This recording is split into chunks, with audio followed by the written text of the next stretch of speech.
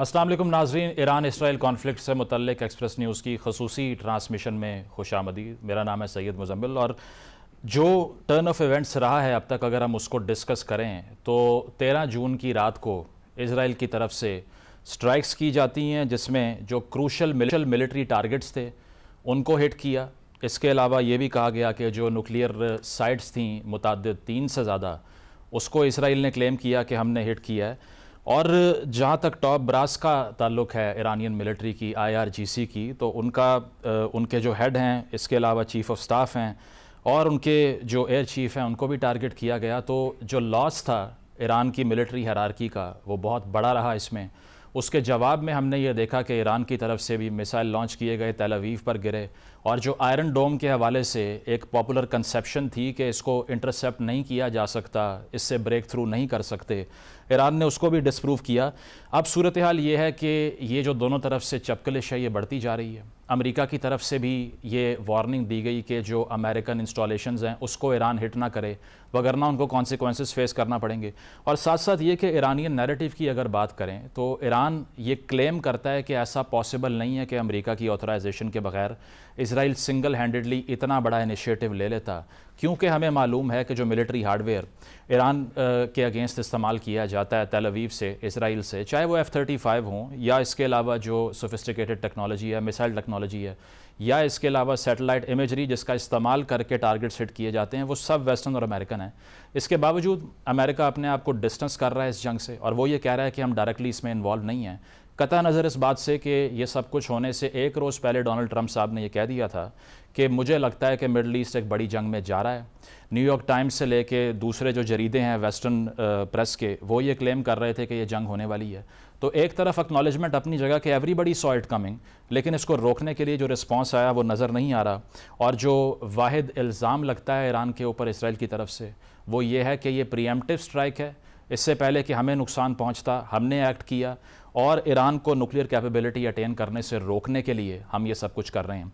ये सब कितना जस्टिफाइड है, ये जंग कहाँ तक जाएगी, कितना डैमेज होगा, कौन प्रिवेल करेगा और इसका सलूशन क्या है, इन तमाम मौज़ूआत पर हम बात करते हैं।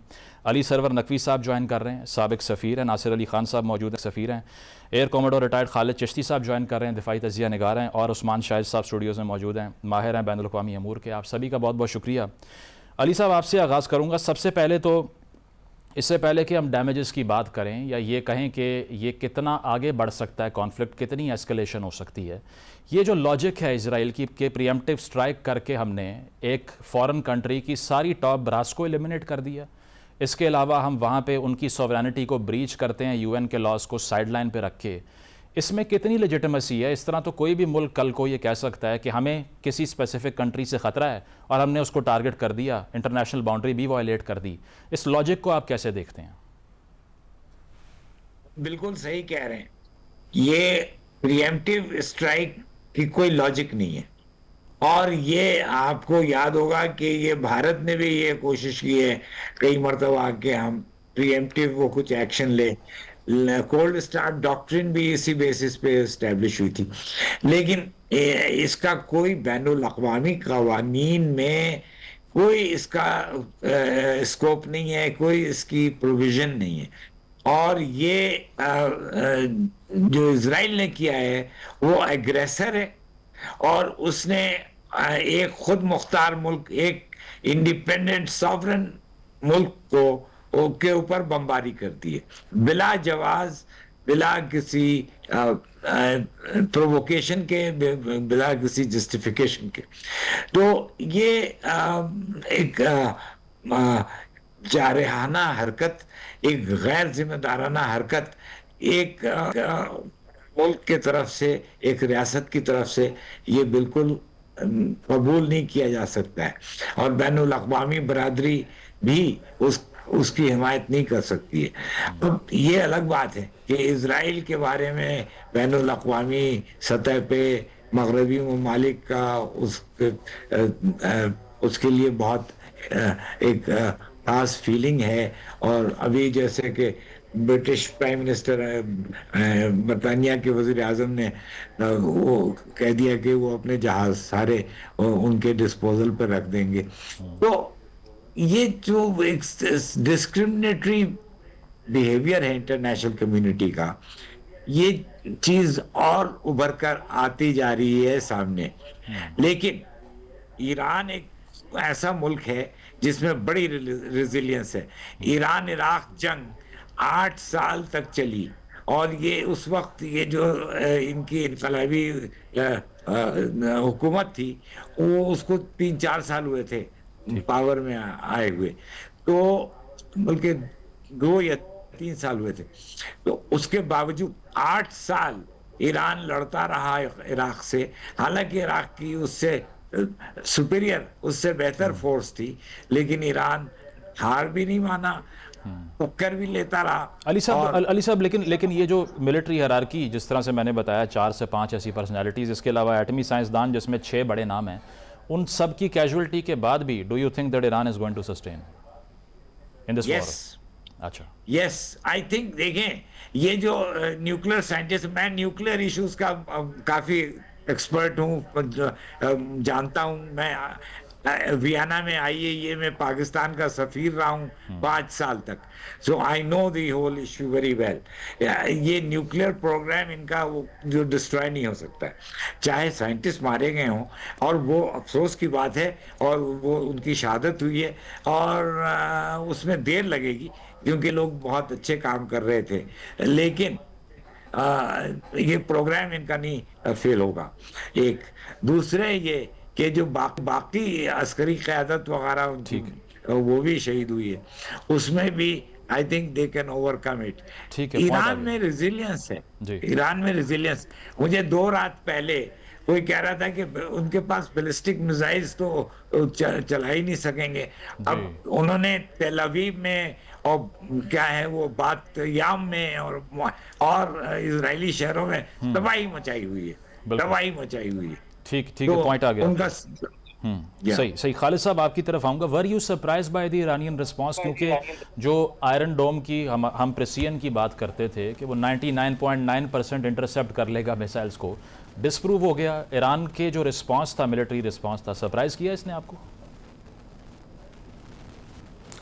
जी, थैंक यू मुज़म्मिल साहब फॉर द इन्विटेशन। और देखिए, मैं दोनों तरफ से प्लेजेंटली सरप्राइज और एक तरफ से अनप्लेजेंटली सरप्राइज। वो इस तरह के सरप्राइज़ मुझे ये मिला कि एक तो ईरान का रिस्पॉन्ड कोई शक नहीं है कि बड़ा मैसिव था, और लेटर ऑफ एस्केलेशन में मैं इतनी पहली रात में इतनी जल्दी कम बैक करना एक्सपेक्ट नहीं कर रहा था। सरप्राइज़ ये था कि जिस मुल्क की टॉप लीडरशिप एलिमिनेट हो जाए, न्यूक्लियर भी और आपके सामने मिलिट्री भी, और उसके अलावा पॉलिटिकल और पासदारान इनकलाब की भी लीडरशिप पहले दिन इतना मैसिव टारगेट हो और इतनी फोकस टारगेट हो, उससे संभलना आमतौर पर बड़ा मुश्किल होता है। और मेरी नज़र में ये था कि ईरान कुछ टाइम लेगा before coming back into action. वो एक सरप्राइज़ था। जो दूसरा मुझे सरप्राइज़ मिला है वो ये है कि आपने नोट किया होगा कि 200 जहाज़ आते हैं और तकरीबन आना जाना ट्रैवल करके 4500 किलोमीटर की फ़्लाइट करते हैं, और ज़ाहिर है बगैर ए टू ए रिफ्यूलिंग की नहीं हो सकती है। 200 जहाज़ों को रिफ्यूल करने के लिए 10-15 टैंकर चाहिए। इसराइल के पास सिर्फ 6 ए टू ए रिफ्यूलर टैंकर है, अगर हवा में भरनी है, उन्होंने पेट्रोल भरना है। अरब मुल्कों ने साथ दिया, लुक दी अदर साइड वाला ऑप्शन किया, और ऑप्शन सब जोग्राफिकली हम जानते हैं कि या वो जॉर्डन इराक के रास्ते आ सकता था, या सीरिया और इराक के रास्ते एंटर हो सकता था। आते हुए कोई इंटरसेप्शन नहीं हुई, कोई वार्निंग नहीं हुई, किसी ने थ्रेट नहीं किया, पहली बात ये। ऑन दी अदर हैंड एक और सरप्राइज जो मुझे प्लेजेंट सरप्राइज ये मिला उस सेंस में कि जब ईरान ने हमला किया तो इन्होंने पेनिट्रेट सब डिफेंसेस को किया, जाते हुए वो मुल्क फ्रेंडली नहीं थे। दैट मीन जो इन्होंने ड्रोन फायर किए थे वो इन मुल्कों में जिनका मैंने अभी जिक्र किया, जो नेबरिंग कंट्रीज हैं, उनमें एयर डिफेंस नेटवर्क मोस्टली या तो कंट्रोल्ड बाय वेस्ट या अमेरिकन हैं, या एटलीस्ट वेपन सारा या एयर डिफेंस एसेट सारे उन्हीं के दिए हुए हैं जो उनके मोस्टली कंट्रोल्स में भी है। और दूसरा एक हमें नहीं भूलना चाहिए वो ये है कि एयरक्राफ्ट कैरियर इस वक्त समंदर में है, जो ऑब्वियसली वहाँ से भी डिटेक्ट करने और इन क्रूज मिसाइल्स को, बैलिस्टिक मिसाइल्स को इंटरसेप्ट करने की सलाहियत रखता है। तो मल्टी डायमेंशनल इजराइल से पहुंचने से पहले ही बहुत बड़े बैरियर थे और चांसेस सक्सेस के बहुत कम थे निस्बतन उस तरह जिस तरह में हम अर्ज कर रहे हैं। दूसरा एक थर्ड एलिमेंट आता है जो आपने आयरन डोम का जिक्र किया। देखिए सिर्फ आयरन डोम नहीं था एक जिसका मिथ या कॉन्फिडेंस शैटर हुआ है। आयरन डोम के अलावा एरो 2, एरो 3 और डेविड स्लिंग, ये 4 एयर डिफेंस सिस्टम है उनके। एक स्पेस को लुक आफ्टर करता है, एक मीडियम ऑल्टीट्यूड को लुक आफ्टर करता है, एक हाई ऑल्टीट्यूड को लुक आफ्टर करता है। और जो आयरन डोम है उनका तो लिटरल सेंस में ये कॉन्फिडेंस था कि ये डोम है, हमारे इर्द गिर्द कोई पेनिट्रेशन नहीं है, ये प्रेग्नेबल है ही नहीं। तो ये आप इमेजिन करें, मैंने सिर्फ ये सिनेरियो बिल्ड करने की कोशिश की है कि किन सर्कमस्टांसेस और किस एनवायरनमेंट से गुजर कर इजराइल ने अटैक किया, और रेसिप्रोकेटरी जब अटैक होता है तो कितनी मुश्किलात से ईरान गुजरा। तो ये बहुत हैरानकुन था भी। और जो पहली बार, लास्ट पॉइंट मेरा इस बात के ऊपर ये है कि देखिए पहली रात तो एक हो सकता था, बट ईरान ने सेकंड नाइट पर और ज्यादा एस्केलेट किया, ज्यादा फोकस किया टारगेट को, उनके ऑयल रिफाइनरीज को, उनकी दूसरी इंस्टॉलेशन को जो वाइटल थे उनको हिट किया, और बहुत ज्यादा प्रिसीजन से किया। एक चीज जो मोस्ट इंपॉर्टेंट चीज है उसके पास, ये देखिएगा कि इजराइल के लोग यूज्ड टू नहीं है इस तरह के पैनिक में, फियर और खौफ में रहने के। उनको तो आदत ये थी कि हम जाते हैं, हमारी एयरफोर्स जाती है, जाके अटैक करती है, अपनी टर्म्स पे डील या कॉम्प्रोमाइज करा लेती है जिस मुल्क से वो चाहती है। ये पहली दफा हिटबैक हुए हैं, ऑब्वियसली ये बहुत ज्यादा नेगेटिव प्रेशर बिल्ड होगा प्राइम मिनिस्टर इजराइल की पॉलिटिकल लीडरशिप के ऊपर भी और उनकी ओवरऑल एक स्ट्रैटेजी के ऊपर भी। जी ठीक है, पॉइंट आ गया आपका। इस पे नासिर साहब, ये जो हम हाइपरसोनिक मिसाइल्स की बात कर रहे हैं, अब एक तरफ तो बहुत ज़्यादा चेक्स एंड बैलेंसेस है ईरान के अगेंस्ट, सैंक्शंस भी मौजूद हैं, न्यूक्लियर आर्म कंट्री भी वो नहीं है फिल वक्त, एटलीस्ट प्रोक्लेम तो नहीं किया उन्होंने, और ना इस बात पे कोई जस्टिफिकेशन भी मौजूद है। लेकिन ये हाइपरसोनिक मिसाइल प्रोग्राम की जो डेवलपमेंट है इनकी, और जिस तरह से खालिद साहब कह रहे हैं कि 3-4 सिक्योरिटी लेयर्स को उसने तमाम ममालिक की एयर स्पेस से गुजरने के बावजूद प्रेसिजन से स्ट्राइक कर दिया, तो ये आपको क्या लगता है कि जो इजरायली टारगेट्स की प्रेसिजन थी, वो कह रहे थे कि हम मिलिट्री कैपेबिलिटीज़ को न्यूट्रलाइज कर देंगे, फिर हम उसको मिनिमल डैमेज कहें जो इजराइल ने हमले किए ईरानियन सॉइल पे, अगर वो मिनिमल ना होता फिर ऐसा रिस्पांस आता किस तरह जो आया? देखिए, एक बात तो ये है कि जो हाइपरसोनिक मिसाइल टेक्नोलॉजी है ईरान के पास, वो मोस्टली इंडिजिनसली डेवलप्ड है। इसका मतलब ये है कि जो डेवलप किया है उसको उस लार्ज नंबर्स में वो प्रोड्यूस कर सकते हैं, और उनकी स्टोरेज फैसिलिटीज़ जो हैं वो काफ़ी सेफ जगहों पे हैं। वो इतनी आसानी से एयर अटैक से आप उनको न्यूट्रलाइज नहीं कर सकते। दूसरी बात यह है कि एक जनरल साहब, अमेरिकन जनरल का एक बयान था जिसमें उन्होंने कहा कि इजराइल के पास, ईरान के पास तकरीबन 3000 सीरियस मिसाइल्स हैं। अभी तक उन्होंने कोई 500 इस्तेमाल किए हैं, और जो डेवस्टेशन, जो तबाही हुई है वो आपके सामने है। और ये खालिद साहब ने बड़ी सही बात की। जो एक बहुत इंपॉर्टेंट चीज़ है, आपने जो वीडियो क्लिप्स देखे होंगे जिसमें तेल अवीव में और हाइफा में और इधर पब्लिक के अंदर जो खौफ और हिरास फैला है, और उसके बाद आपने देखा होगा कि नेतन्याहू साहब खुद खड़े हुए थे खंडरों के सामने और पब्लिक को हिदायत कर रहे थे और हिम्मत दिलाने की कोशिश कर रहे थे। इससे ये पता चलता है कि वहाँ का पब्लिक ओपिनियन जो है वो इस जंग को ज़्यादा दिन बर्दाश्त नहीं कर सकेगा। अब बात आती है ईरान की। ईरान की जो पब्लिक है, जैसे एम्बेसडर नकवी साहब ने फरमाया, उनमें बहुत रेजिलियंस है। और दूसरी बात ये, अगर थोड़ी बहुत कोई ऑपोजिशन है भी ईरान में, तो जब कोई बाहर की फोर्स उन पे अटैक करती है तो वो यूनाइट हो जाते हैं, और वो वाहिद ऐसी कौम नहीं है। पाकिस्तान में भी आपने ये देखा था। तो इसके जब हम इसको कंपेयर करते हैं वो रेजिलियंस की बात जाके ईरान इराक जंग से, वो मेरे ख्याल में बहुत डिफरेंट है। वो जो जंग थी, आज जंग का पैराडाइम जो है वो बहुत हद तक बदल चुका है। आज इंटेलिजेंस, जिसमें कि आपने देखा जब उनकी लीडरशिप को, ईरान की लीडरशिप को अटैक किया, वहाँ पे जाहिर है एक इंटेलिजेंस फेलियर था। उसमें कैसे इन्होंने पेनिट्रेट किया और क्लोज रेंज से ड्रोन से अटैक किया गया। उसके अलावा जो साइबर वॉरफेयर, जैसे कि आपने इंडिया पाकिस्तान की जंग में देखा कि ये मल्टी डोमेन, इसके अंदर सिग्नल्स के इंटरप्शंस, जैमिंग, सैटेलाइट टेक्नोलॉजीज, तो ये सारी चीजें जो हैं ये इजराइल के पास तो मौजूद हैं। और जहां तक अमेरिका के ताउन की बात है, बज़ाहिर तो अमेरिका ये जरूर दिखा रहा है कि भाई हमारा इससे कोई लेना देना नहीं, हमारी इजाजत के बगैर ये किया गया है। लेकिन ये बात एक तो काफी हद तक वाज़ेह है, और जहां तक ईरानियों का ताल्लुक है, वो ये यकीन नहीं करने को तैयार कि ये इसमें अमेरिका का कोई इन्वॉल्वमेंट नहीं है। वो कहते हैं कि हमारे पास सबूत है कि अमेरिका का इन्वॉल्वमेंट है, और इसके अलावा यही एक वजह है कि वो फिलहाल वापस बातचीत के ऊपर तैयार नहीं है। तीसरी बात यह है कि ये जो अटैक्स हुए हैं न्यूक्लियर फैसिलिटी पे, ये इजराइल ने खुद माना है कि सिर्फ इस किस्म के अटैक्स के जरिए हम इनको मुकम्मल तौर पे न्यूट्रलाइज नहीं कर सकते, इस प्रोग्राम को हम खत्म नहीं कर सकते। तो ये सारी चीजें देखते हुए एक तरह का एक वेग सा एक स्मोक स्क्रीन है जहां तक उनके अपेरेंट जो रीजंस देते हैं, जो वजूहात देते हैं इस अटैक का।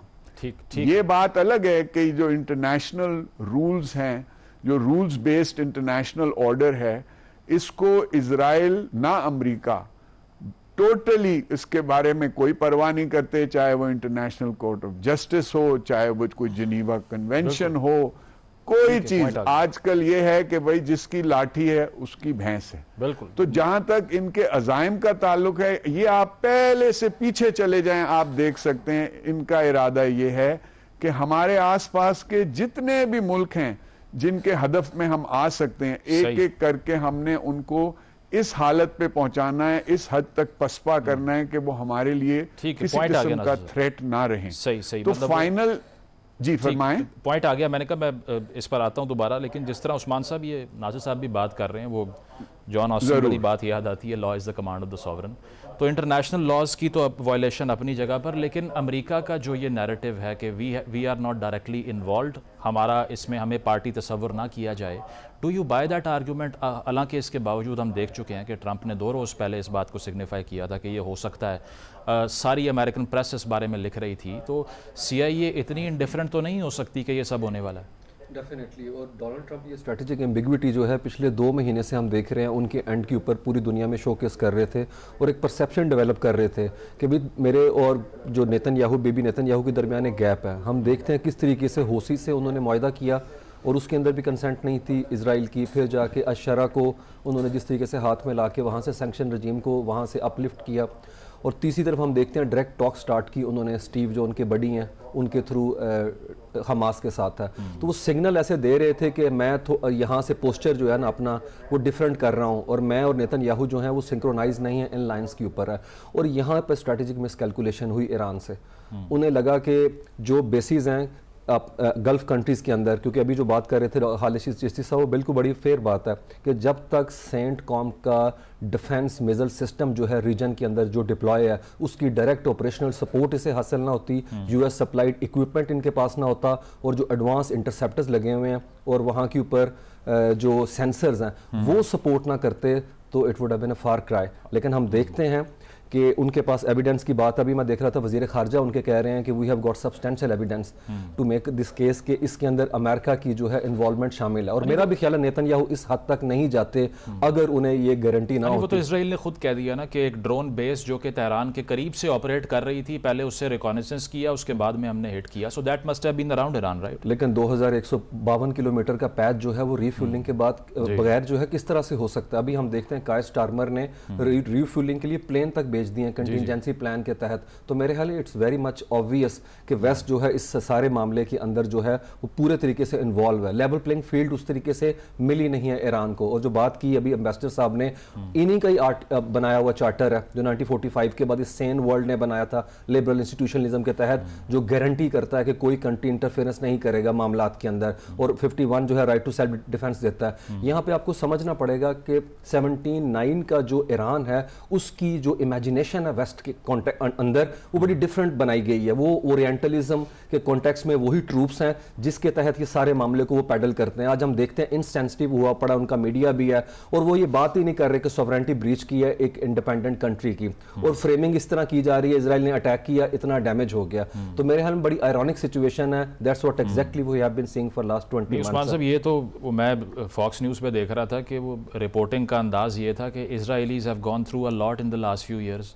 दे have been so depressed in the last few years. तो पॉस्चरिंग तो यही है कि Israel is basically getting the beating. बिल्कुल, और मैं let me make my one point here कि जिस तरह सर ने पहले बात की, हमारे जो फेलो पैनलिस्ट हैं, कि इजराइल की जो हैं उनका कैजुअलिटी सेंसिटिविटी के हवाले से मामला जो है बड़ा डिफरेंट है। उनके लिए 10 कैजुअलिटी भी बहुत है, इसके ऊपर काफ़ी रिसर्च है, और मेरे ख्याल में वो ज़्यादा देर तक इसको रिटेन नहीं कर सकते कि ऐसा कंट्री जिसके पास स्ट्रेटेजिक डेप्थ नहीं है, अगर हम देखें उसको पैच और इतना बैरेज जिस तरह से फेंका जा रहा है, तो मुझे लगता है, और फिर डोमेस्टिक रीजंस हैं इसकी नेतन्याहू की, जिसकी वजह से अभी उसकी गवर्नमेंट बची है 3-4 दिन पहले कनेसेट के अंदर जो उसने किया, तो मेरे ख्याल में बड़ा ऑब्वियस है इजराइलियों के एंड के ऊपर भी, और ज़्यादा देर ये वॉर लिंगर ऑन नहीं कर सकती, और Netanyahu has to play to the gallery as well, जिस तरह आपने कहा। अली साहब, ये जो उस्मान साहब भी बात कर रहे हैं कि ये सिर्फ स्पेकुलेशन नहीं हो सकती, जो कि मिडल ईस्टर्न कंट्रीज़ में जो बेसिस हैं अमेरिका की, वो अगर इसमें इन्वॉल्व ना हो तो शायद ये इतना प्रैक्टिकल ना हो जिस तरह से ये हुआ है।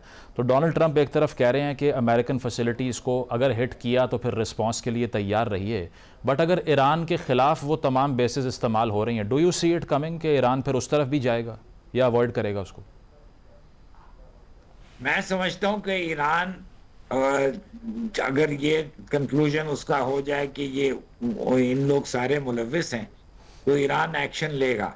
ईरान दो चीजें कर सकता है, एक तो अमेरिकन बेसिस को भी डिसेबल करेगा, और उनकी उनकी जो ऑपरेशनल इफेक्टिवनेस है उसको कम करेगा, कंप्लीटली डिस्ट्रॉय नहीं करेगा, लेकिन ऑपरेशनल फंक्शंस को बहुत हद तक रोक देगा। और दूसरे, हुर्मुज के straits which is very important, वहां पे ऑलरेडी जो ब्रिटिश फ्लीट है, ब्रिटिश बेड़ा जब जा रहा था, वो उसको रोक दिया उन्होंने। तो दुनिया की 90% ऑयल सप्लाई गुजरती है जी। जी बिल्कुल। तो ये तो बहुत खतरनाक सूरत हाल होगी, और ये सारे ममालिक के लिए, हमारे लिए भी ऑयल सप्लाईज काफी बुरी तरह मुतासिर होंगी। तो ईरान काफी कुछ कर सकता है, और ये वेस्ट को पता है। ये नहीं है कि दे विल बी सरप्राइज, ये उनको ये पता है ईरान की सलाहियत। इसलिए अब अमेरिका, वो यूके, जर्मनी और फ्रांस ऑलरेडी कोशिश कर रहे हैं कि कोई सीज फायर का इंतजाम हो जाए। प्रॉब्लम यह है कि ईरान और इजराइल के दरमियान बायलैटरल टॉक्स, बाहमी ताल्लुकात, बाहमी मुज़ाकरात नहीं हो सकते हैं, इसलिए कि ईरान तो इजराइल को रिकॉग्नाइज ही नहीं करता है जैसे हम उसको नहीं रिकॉग्नाइज करते हैं। तो there is no under law. Ali साहब, अगर दोहा टॉक्स हो सकती हैं तालिबान से जिनको कोई रिकॉग्नाइज नहीं करता, तो ये क्यों नहीं हो सकती? पॉसिबल है, मगर ये कि ये कुछ बहुत ही अनयूजुअल चीज होगी कि एक ऐसे मुल्क से जिसको आप रिकॉग्नाइज नहीं करते हैं, उससे आप निगोशिएशंस कर रहे हैं। तो हमारा कहने का मकसद ये है कि अगर ये बात जंग और तूल पकड़ती है, जो कि काफी इम्कानात हैं उसके, तो मैं समझता हूं कि इजराइल की भी कुछ ऐसी मजबूरियां हैं जिसकी वजह से वो दब जाएगा। और ईरान की भी, देखिए ना, एक रियलिस्टिक असेसमेंट करनी चाहिए। बैलिस्टिक मिसाइल्स अगर 3-4 हज़ार हैं भी, तो वो भी कोई इतने दिन नहीं लास्ट कर सकते। तो मतलब कि they will continue to help Iran fight Israel, लेकिन there is a limit to that also. तो अभी ये देखना है कि ये किस कल ये ऊंट बैठता है और आगे क्या होता है। ठीक है, बहुत शुक्रिया अली साहब आपका। बाकी जो मेरे फेलो पैनलिस्ट हैं, इनसे ब्रेक के बाद हम ये सवाल कर, बात अली सरवर साहब ने भी की है कि हो सकता है, प्रोबेबिलिटी है कि जो अमेरिकन मिलिट्री बेसेस हैं या फिर जो फैसिलिटीज़ हैं, उनको भी ईरान इस वजह से हिट करे कि वो ये फील करता है कि उनको वेपनाइज करके हमारी सरजमीन पे हमले किए जा रहे हैं। इसके इम्प्लिकेशंस क्या होंगे? After the break.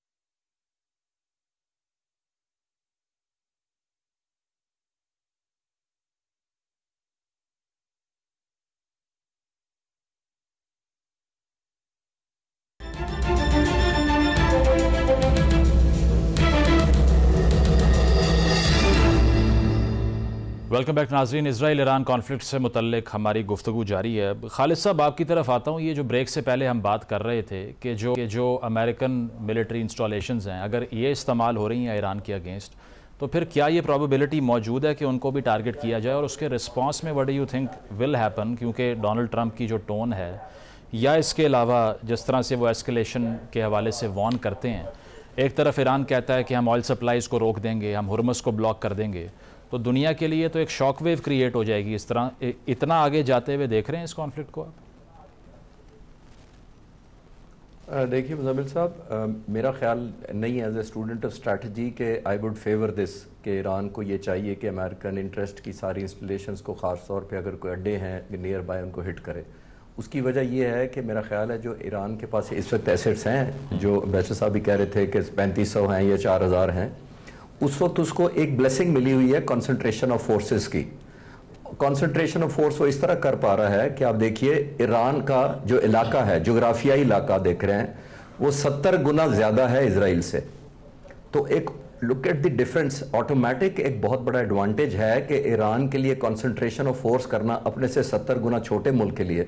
और मैं वैसे आपके व्यूअर्स के अंदाजे के लिए बताता चलूं कि पाकिस्तान से वो तकरीबन 40 गुना छोटा है, और अगर KPK को 4 हिस्सों में करें तो इतना छोटा इजराइल एक हिस्से जितना तो इजराइल है जोग्राफिकली। अगर इतना ज्यादा फर्क है जोग्राफियाई लिहाज में, तो ईरान के लिए कंफर्टेबल यही है कि वो कंसंट्रेशन ऑफ फोर्स सिर्फ इजराइल पर करे।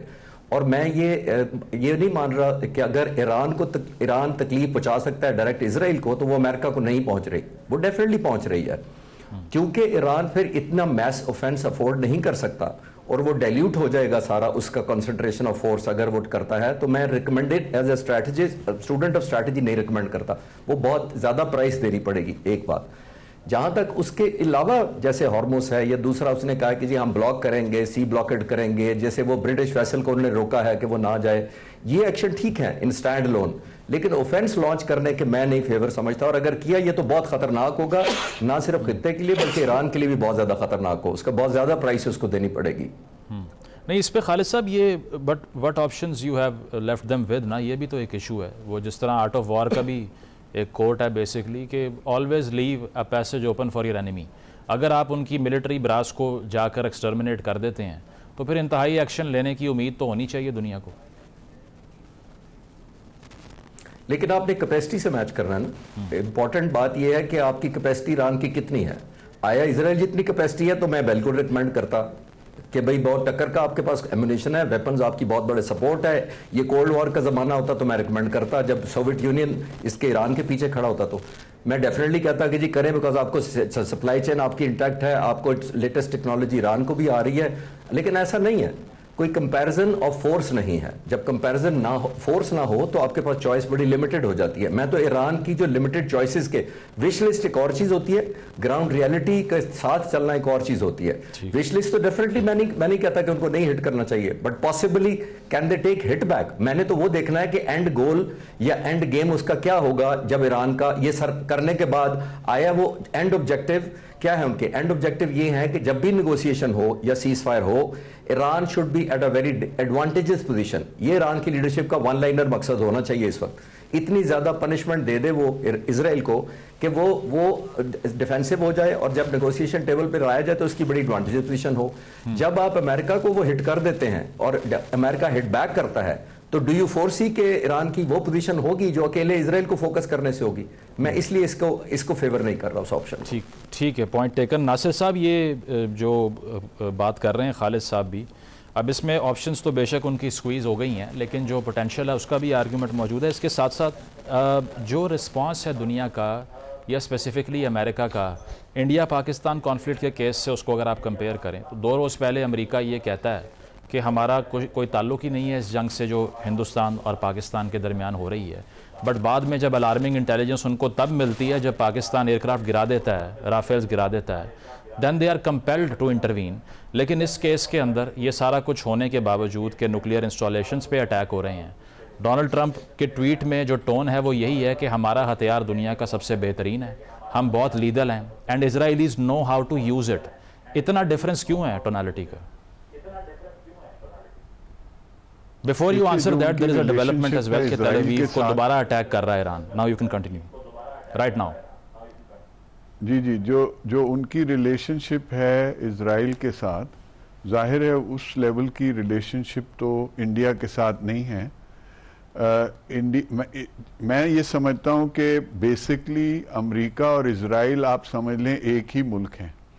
अगर आप थोड़े पीछे जाएं, जब 2003 में अटैक किया था इराक के ऊपर, उससे पहले एक अंग्रेजी की स्पीच थी for the consumption of the American audience Netanyahu साहब की, जिसमें दसियों झूठ बोले गए थे, वेपन्स ऑफ मैस डिस्ट्रक्शन और फलाना फलाना, जस्टिफाई करने के लिए कि अगर आप सद्दाम को यहाँ से हटा दें तो हमारे पूरे दुनिया के मसाइल जो हैं वो हल हो जाएंगे। अभी चंद दिन पहले नेतन्याहू साहब ने बहुत ही मिलती जुलती एक स्पीच की है, जिसमें उन्होंने ये बताया कि जी दुनिया को सख्त खतरा है ईरान से और बस चंद दिनों में ही वो एक न्यूक्लियर पावर बनने वाला है, इसलिए हमने प्रीएम्प्ट करने के लिए ये अटैक किया। दूसरी तरफ अमेरिका जाहिर है ये नहीं चाहता था कि उनके जैसे कासिम सुलेमानी की कत्ल के बाद जब उन पे चंद बेसिस पे अटैक हुआ, वो बेसिकली ये नहीं चाहते। दूसरा एस्पेक्ट ये है इसका कि इलेक्शन के ज़माने में डोनाल्ड ट्रंप साहब ने अपने आप को एक पीस मेकर और ये बता के तो बहुत से लोगों के सिंपथीज और वोट्स इंक्लूडिंग मुस्लिम्स के, जिसमें उन्होंने ये कहा कि जी एक तो मैं यूक्रेन की जंग तो मैं 24 घंटों में ख़त्म करा दूंगा और चंद हफ्तों में ये गाज़ा की जंग भी ख़त्म हो जाएगी। तो कोई उनमें से अभी तक एक डील नहीं हुई है, लेकिन अब अमेरिका में भी ये इस बात का एहसास हो रहा है कि जो मागा या मैगा सपोर्टर्स हैं वो भी ये कहना शुरू कर देते हैं कि कर रहे हैं कि ये हमें तो ज्यादा कोई पीस नजर नहीं आ रहा। तो दूसरी वजह ये है अपने आप को ये इसमें से डिसएंगेज करने की कि भाई हम इसमें इन्वॉल्व नहीं है, ये अपने मर्जी पे कर रहा है। अब जहां तक एस्केलेशन का, जो एक और खुश आइन बात थी, आज ही ट्रंप साहब ने ये ट्वीट किया है अपना ट्रूथ सोशल पे कि हम ये चाहते हैं कि ये दोनों इजराइल और ये आके बैठें और एक सीज फायर हो जाए। तो हालांकि हम इस बात को ट्रस्ट नहीं कर सकते, पर आप अगर जाएं पीछे जो JCPOA का जब डिस्कशंस हो रहे थे और जो JCPOA की एग्रीमेंट 2015 में हुई थी, उसको किस हद तक इजराइल ने अपोज किया था। आप मुझे ये बताइए कि जो ओमान में आजकल डिस्कशंस हो रहे हैं उनको किस हद तक इजराइल ने उन पे ऑब्जेक्शन किया है। तो एक स्कूल ऑफ थॉट ये भी है कि ये भी एक डाइवर्जन था ईरान को डाइवर्ट, उसका अटेंशन डाइवर्ट करने पे या उसको एक सेंस ऑफ कंप्लेसेंसी देने के लिए।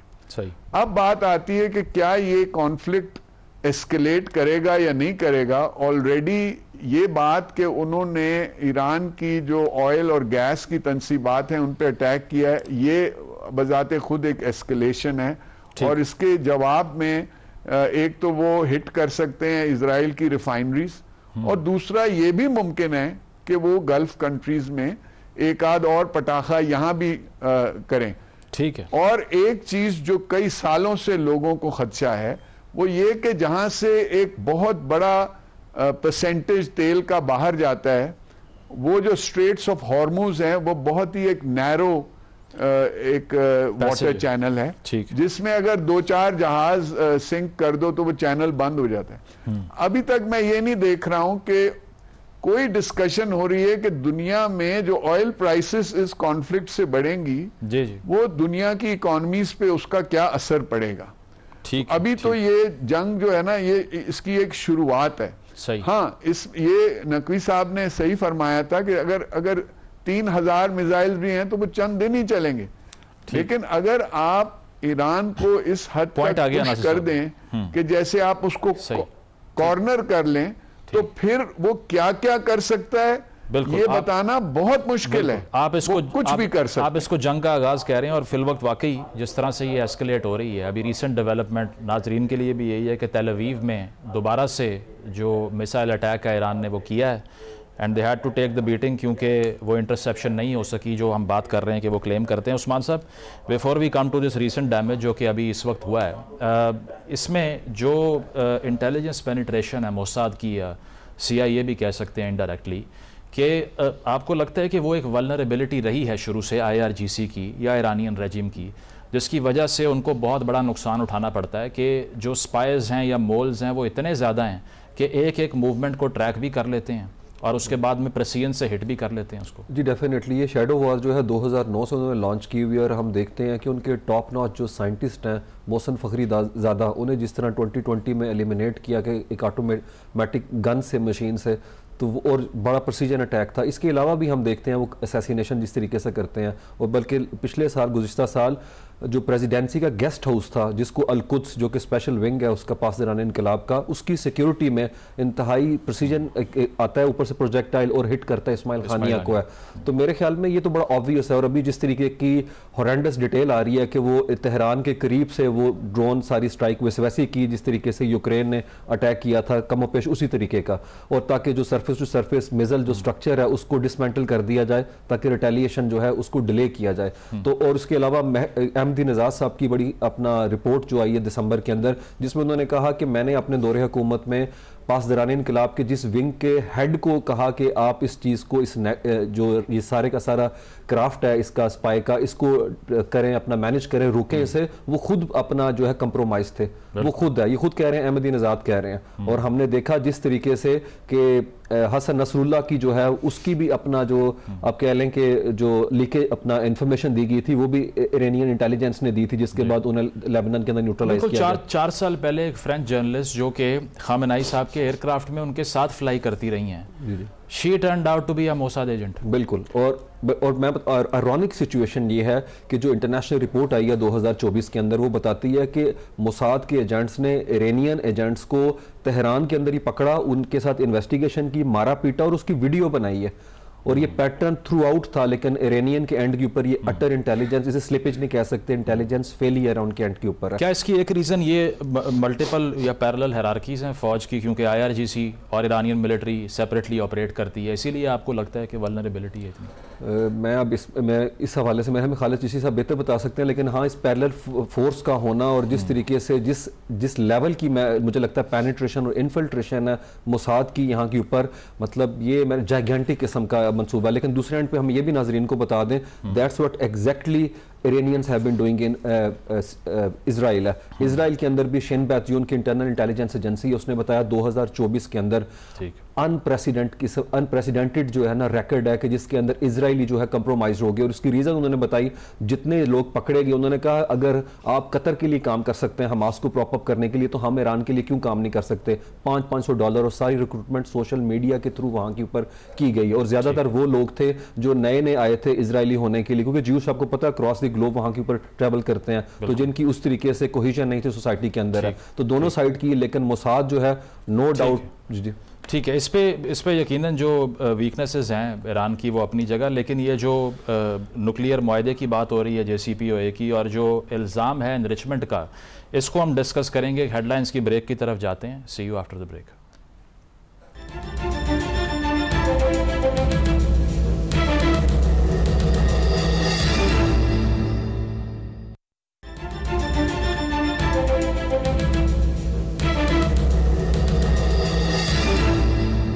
वेलकम बैक नाजरीन। इसराइल और ईरान कॉन्फ्लिक्ट से मुतल्लिक हमारी गुफ्तगू ब्रेक से पहले जारी थी, और जो बात हम कर रहे थे वो ये कि इसराइल की तरफ से जो वाहिद क्लेम जो कि इस्तेमाल किया जाता है जवाज़ के तौर पे, ये जो प्रीएम्प्टिव स्ट्राइक जिसको वो कह रहे हैं, वो ये है कि वो ये समझते हैं कि अगर एक जौहरी ताकत बन जाता है तो वो फिर इसराइल की जो प्रेजेंस है दुनिया में उसको एक एग्जिस्टेंशियल थ्रेट फेस करना पड़ जाएगा।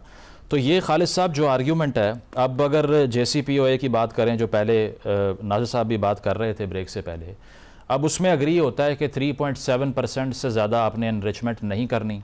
ईरान भी पार्टी बन जाता है उस एग्रीमेंट को लेकर, लेकिन डोनाल्ड ट्रंप साहब 2018 के बाद आके उसको ख़त्म कर देते हैं, मज़ीद सैंक्शंस लगा देते हैं। और अब जब ये हमला होता है तो प्रिटेक्स्ट क्या है कि आपने 60% के करीब डेवलप कर लिया है, आप सिर्फ एक कदम दूर हैं थ्रेशोल्ड हासिल करने से, न्यूक टेस्ट करने से, इसीलिए हमें यह करना पड़ रहा है, अब हमारे साथ डील कर लें। तो एक मुआहदा जब चल रहा था उसको डीरेल कर दिया, और अब दोबारा मुआहदा करने की ये जो बात है, क्या रैशनैलिटी है इसमें? जो ट्रैक रिकॉर्ड है वो ना प्रेसिडेंट अमेरिका का इतना अच्छा है और ना ही आपके सामने का जो नेतन्याहू का है, 2012 में नेतन्याहू ने कहा था कि Iraq is days away from nuclear testing. ये 13 साल पहले कहा था, और आपके सामने जो ही वो ये कहते हैं उसका मतलब ये नहीं होता कि ये एक्चुअल रियल टाइम में बात होगी, और वो मटेरियलाइज नहीं हो रही पिछले 13 महीनों से। उसके बावजूद ये देखिए, अभी आप देखें लेटेस्ट नेगोशिएशन, ईरान ने तो एनपीटी 1958 में 68 में साइन की थी, 1970 में उसको री-वेरीफाई या री-रेटिफाई भी किया था, लेकिन उसके बाद आप देखिए अभी जो नेगोशिएशन हो रही है, मैं जितनी मिलिट्री स्ट्रेटजी पढ़ी या पढ़ाई, मैंने कभी ये नहीं देखा कि आपकी नेगोशिएशन हो रही हो और आप एक डिसाइसिव फैसला या आउटब्रेक करें, ऑफेंसिव लॉन्च कर दें। हमेशा ये देखा जाता है कि ऑफेंसिव उस वक्त लॉन्च किया जाता है तब आपकी नेगोशिएशन या टॉक्स फेल होती हैं, यानी आप टेबल पे नहीं एग्री करते तो फिर आप कहते हैं कि भाई अब हमें ऐसी थ्रेट है क्योंकि ईरान ने रिफ्यूज कर दिया, डिक्लाइन कर दिया, अब हम हिट बैक करेंगे। लेकिन ये स्ट्रेंज बात है, ये ना सिर्फ अनएथिकल है, शायद उनकी पार्ट ऑफ द स्ट्रेटजी हो कि उनको इंगेज रखना है और उसको ऑफ गार्ड करना है, और in the mean time obviously पूरी प्रिपरेशन है। जितनी अनफोल्ड हुई है, ये पहले दिन अटैक जितने हुए हैं, जितने आपने ड्रोन्स का जिक्र किया है, विद इन ईरान फायर हुए हैं, मुसाद की लीडरशिप, मुसाद ने जितनी लीडरशिप को टारगेट किया है मोस्टली फ्रॉम इनसाइड, ये ओवरनाइट नहीं होता, ये मंथ्स और ईयर्स की रिहर्सल होती है, प्लानिंग होती है, इन्फिल्ट्रेशन होती है। आपने नोट किया होगा कितनी प्रिसीजन उन्होंने ह्यूमन इंटेलिजेंस में की थी, कि ये सिर्फ इंटेलिजेंस इंफॉर्मेशन बेस्ड नहीं थी, ये इंफॉर्मेशन एक्शन बेस्ड थी।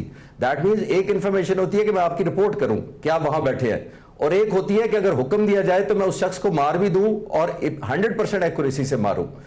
ये नेटवर्क बहुत ज्यादा टाइम लगता है, और ईरान के खिलाफ इजराइल ने शायद सालों से ये इन्वेस्टमेंट की है, अपने एजेंट्स या स्पाइस तैयार किए हैं, उनकी सेटअप किया, उनका नेटवर्क बड़ा स्ट्रांग किया, उनकी कोऑर्डिनेशन इस तरह की है कि एक ही रात में सारा एक्शन हो जाता है। ये बहुत स्ट्रेंज बात है। तो मेरा नहीं ख्याल कि ये जो ट्रैक रिकॉर्ड है वेस्ट का, वो ईरान इतनी जल्दी एतबार कर लेगा, और खास तौर पे जैसे मैंने कहा कि लेटर ऑफ एस्केलेशन में अगर वो अपनी फेवर में कन्वर्ट कर लेते हैं तो इतना आसान नहीं होगा उनको उनकी टर्म्स पर डिक्टेशन लेना। खालिद साहब, लेकिन लेटर ऑफ एस्केलेशन जिस तरीके से बढ़ रही है, खालिद साहब, जिस तरह आपने कहा कि ईरान आसानी से ट्रस्ट नहीं करेगा वेस्ट को, लेकिन इतना ही ट्रस्ट डेफिसिट वेस्ट का भी ईरान पर देखने को मिलता है इस तरह से कि नेतन्याहू ने इस अटैक के बाद जो स्पीच की, उन्होंने कहा कि नाज़ीज़ ने तो होलोकास्ट कर दिया था, आपको हम नहीं करने देंगे, और अगर ये मुआहदा हो भी गया तब भी हमें इल्म है कि ईरान एनरिचमेंट करता रहेगा, तो वहाँ से भी ट्रस्ट डेफिसिट है, वो तो कहते हैं। जी बिल्कुल है, ट्रस्ट डेफिसिट है, लेकिन हमने दुनिया को ये देखना है कि ट्रैक रिकॉर्ड किसका ज्यादा नोटेबल या रिस्पेक्टेबल है। चले यूं देख लेते हैं। ठीक। मैं ईरान में सिवाय एक इराक के साथ जरूर उसकी 8 साल जंग हुई है, उसमें मोस्टली इराक जो है ऑफेंस पर था, 8 साल वो जंग जारी रही, वो एक अलग सब्जेक्ट है। इसके अलावा मैंने नहीं देखा कि ईरान ने कभी अपनी नेबरहुड में जंग छेड़ी हो, जबकि मैं इजराइल के बारे में ऐसा नहीं कह सकता। उसने हर उस जगह पे अपनी प्रेजेंस शो की है, मिलिट्री प्रेजेंस इस्तेमाल की है, मिलिट्री एक्शन लिया है, फिर अपनी टर्म्स पर नेगोशिएशन की है। तो मैंने तो ये कंपैरिजन करना है ना, ट्रैक रिकॉर्ड ये मैं नहीं देखता कि पॉलिटिकल लीडरशिप क्या कहती है या वज़ीर आज़म क्या ऐलान करता है। ये सारा साइऑप्स अंडर कैटेगरी भी हो रहा है। साइऑप्स का मतलब ही यही है कि साइकोलॉजिकल वॉरफेयर है, एक दूसरे को हम कह रहे हैं कि हम ईरान के ऊपर हमारे चंद जहाज उड़ रहे होंगे बहुत जल्द। ईरानी पासदारान कहते हैं कि जी आप इजराइल का वजूद नहीं बचेगा। तो ये मेरा नहीं ख्याल कि उनको सीरियस लेना चाहिए। हमें 75 साल ट्रैक लेना चाहिए जो ईरान का है वर्सेस इजराइल का है। तो जब वो हम कंपेयर करेंगे तो फिर हम बेहतर नतीजा ड्रॉ कर पाएंगे कि कौन ज्यादा ट्रस्टवर्दी है और कौन सा नहीं है। और स्पेशली अभी जो रिसेंट वॉल्यूशन आपके सामने है वो अमेरिका और इजराइल ने की है। जब नेगोशिएशन फाइनली नहीं हुई तो आप अटैक कैसे कर सकते हैं? नो क्वेश्चन जी, नो क्वेश्चन, क्योंकि इराक को देख लें या फिर जो बाकी अग्रेशन था वेस्टर्न कंट्रीज़ की तरफ से, वो तो मैसिवली आउट नंबर करता है किसी और कंट्री को। हमें ज़मीर अकरम साहब ने भी ज्वाइन कर लिया, साबिक सफ़ीर हैं। ज़मीर साहब, आपकी तरफ आता हूँ। ये जो बात खालिद साहब भी कर रहे हैं, अब इसमें ये पर्सपेक्टिव कि जो इजराइल की तरफ से ये अग्रेशन सारा किया जा रहा है, एक नैरेटिव ये भी है कि अगर कोई मुआहदा होता है अमेरिका और ईरान का तो इजराइल के लिए वो लूज़ लूज़ गेम है, क्योंकि नेतन्याहू की अपनी पॉलिटिकल जो ग्राउंड है वो बहुत वीक है।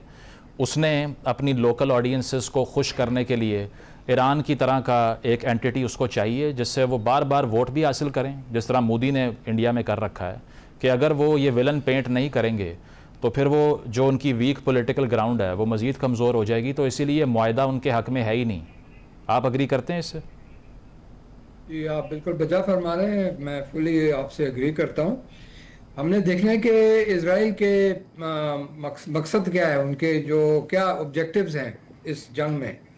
पहली तो चीज़ ये है कि जैसे आपने फरमाया, नेतन्याहू प्राइम मिनिस्टर नेतन्याहू की कोशिश है कि वो अपनी अंदरूनी जो उनकी पोजीशन है उसको ज़्यादा मुस्तहकम कर दें, और जो अपोजिशन, जो कुछ भी थोड़ी छोटी मोटी अपोजिशन है उसको भी ओवरकम कर दें। दूसरी चीज़ ये जो कई अरसों से ये चलते आ रही है बात, और वो है ईरान का जो जौहरी प्रोग्राम है, और जो जिसके बारे में इजराइल का मौक़िफ़ ये है कि ईरान एटमी हथियार बना रहा है, और ये हथियार जो है वो बिल्कुल इजराइल को नामंजूर है, और इस वजह से वो चाहता है कि ईरान के एटमी असाजात को तबाह किया जाए, जिस तरह से उन्होंने कुछ साल पहले इराक में भी यही ऐसा कुछ किया था, और फिर सीरिया में भी उन्होंने ऐसा किया था। तो एक तो उनका मौक़िफ़ ये है, और उन्होंने अपने जो हमले किए हैं उनके जो ईरान के नातांज और दूसरी जगह है जो उनके न्यूक्लियर साइट्स हैं उनको अटैक किया है। अब ये अभी टू अर्ली टू से, अभी तक कोई पता नहीं है कि इन टारगेट्स को कितना नुकसान पहुंचा है। IAEA की तरफ से जो रिपोर्ट है वो ये है, खुशाइन है इन द सेंस के कोई रेडिएशन लीकेज ऐसी कुछ चीज़ नहीं हुई है, तो मुझे लगता है कि वो जो असासे हैं वो अभी तक महफूज हैं। दूसरा उनका ऑब्जेक्टिव इजराइल का ये है कि जो इस्लामी हुकूमत है ईरान में, इस हुकूमत को हटा दिया जाए और उसकी जगह कोई उनके प्रो इजराइल या प्रो वेस्टर्न गवर्नमेंट वहाँ पर लाई जाए। सो इन अ सेंस इनका मौक़िफ़ ये है रजीम चेंज इन ईरान, और ये एक पुरानी चीज़ है जो चलती आ रही है। मुझे जहाँ तक आपको याद होगा, एक जनरल हैं थे अमेरिकन, वेस्ली क्लार्क, उन्होंने 2001 में कहा था कि पेंटागन का ऑब्जेक्टिव है कि कोई 7 मुसलमान ममालिक में रजीम चेंज लाया जाए, अगर ज़रूरत पड़े तो जंग के थ्रू, और उनमें ये सारे जो आप देख लें, Iraq, Syria, Libya, Sudan, Somalia और अभी ईरान, तो ये एक सोचा समझा मंसूबे के तहत ये चीज़ें सारी कुछ हो रही हैं। ठीक,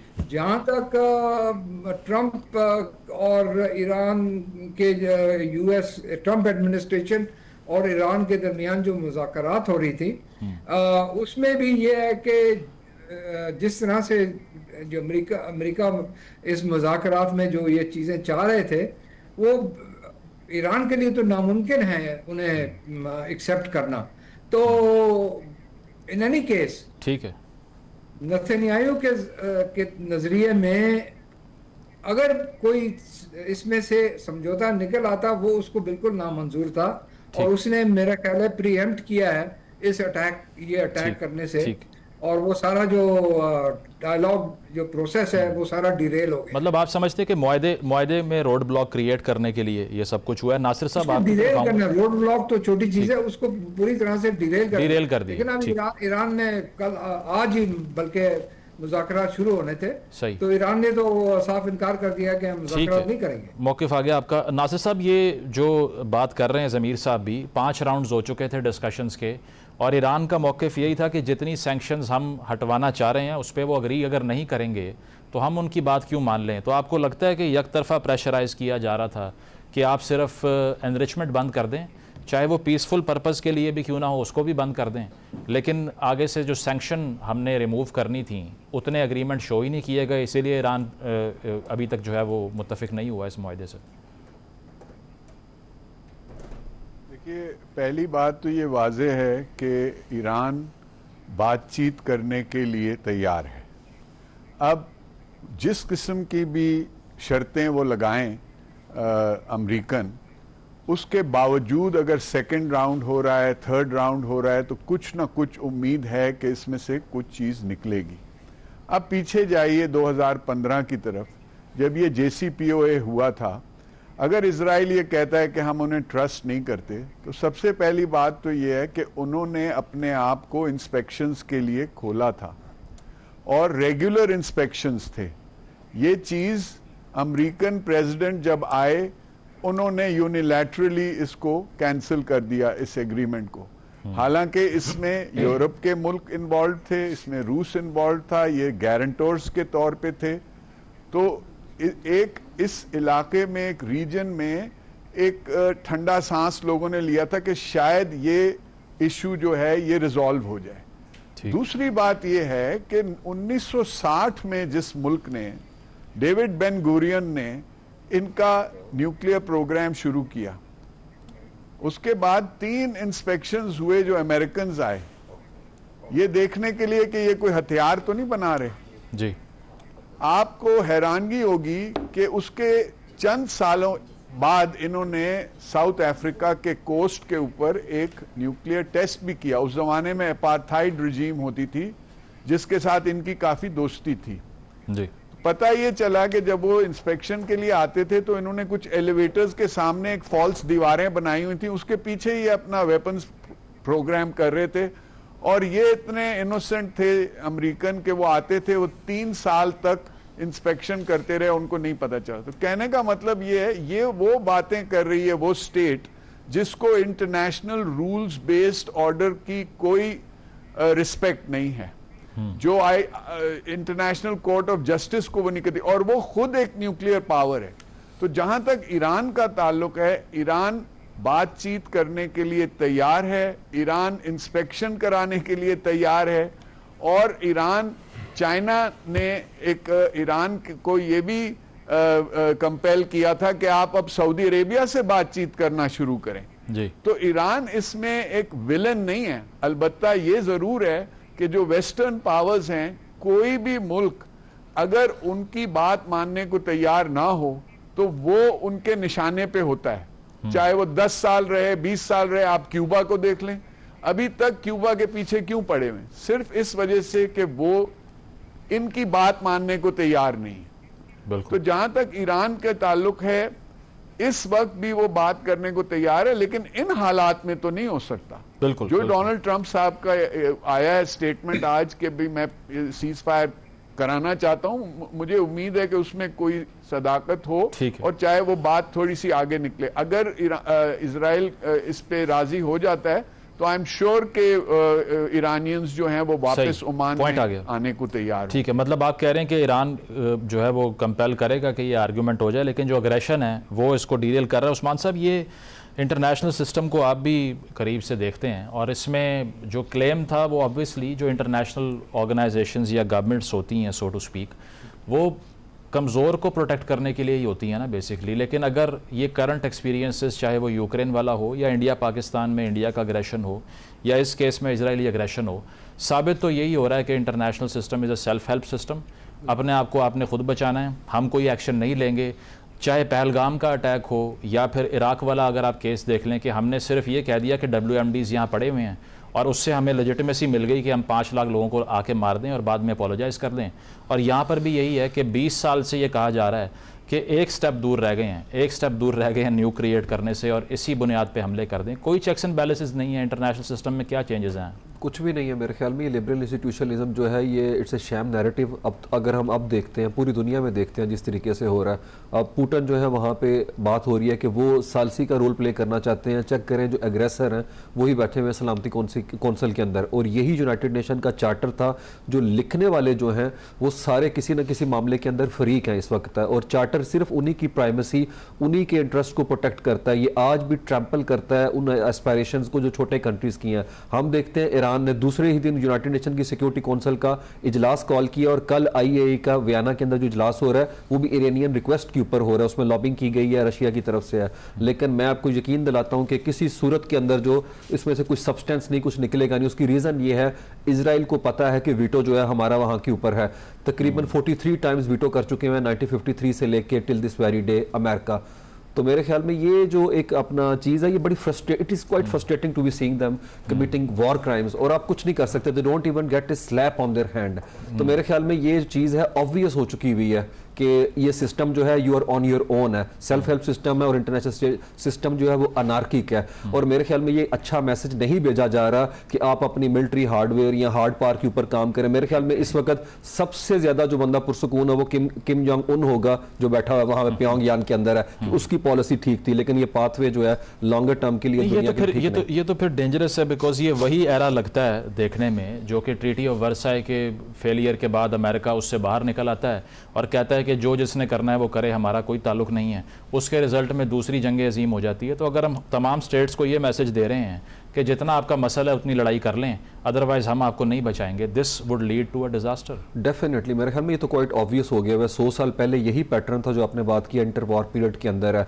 और ये मैं कह रहा हूँ ये अच्छा मैसेज नहीं है कि यूके जैसी गवर्नमेंट, ये वो लोग हैं जो बड़े एडवोकेट करते थे, बड़े प्रोपोनेंट्स थे सॉफ्ट पावर के, ह्यूमन राइट्स के चैंपियन के, वो 6 फैक्ट्रियाँ लगा रहे हैं। और साथ ही ये जो अभी हरकत उन्होंने की है कि कंटिजेंसी प्लान के लिए वहाँ पे डिस्पैच कर दी हैं अपने एसेट्स, जहाज़। तो मेरे ख्याल में ये सिर्फ जो मसला है मॉरल क्वांट्री का, ये अमेरिका के एंड पे नहीं है, यूरोप भी जो है वो इस मामले के अंदर रिसीड करता नजर आता है मेरे ख्याल में। और अब आयरनी सिचुएशन की ये है कि रशिया जो है वो इस वक्त हम उसको देख रहे हैं कि वो रेस्क्यू करे इस सारी सिचुएशन को। बिल्कुल बिल्कुल। ये उस्मान साहब जो बात कर रहे हैं, खालिद साहब आपकी तरफ आता हूँ, ये अब हम ये एविडेंस समझ लें इस बात को कि सारी जो मुस्लिम नेशंस भी हैं जिनके बारे में ये बात की जाती है OIC के प्लेटफॉर्म से भी, इसके अलावा भी, कि they are basically on the receiving end. जिस तरह इसराइल ने पिछली पूरी सेंचुरी में मिडल ईस्ट में मुख्तलिफ वॉर्स लड़ी, और अब मैसेज फिर क्या है कि अपना मिलिट्री हार्डवेयर स्ट्रॉन्ग करें, उसी पे एक्सपेंडिचर बढ़ाएं, टेक्नोलॉजिकली सुपीरियर हो जाएं और जो मर्जी करें। Is that the message? Muzammil साहब, इसको वर्डिंग जो मर्जी कर ले, मीनिंग बिल्कुल यही है जो आप कह रहे हैं।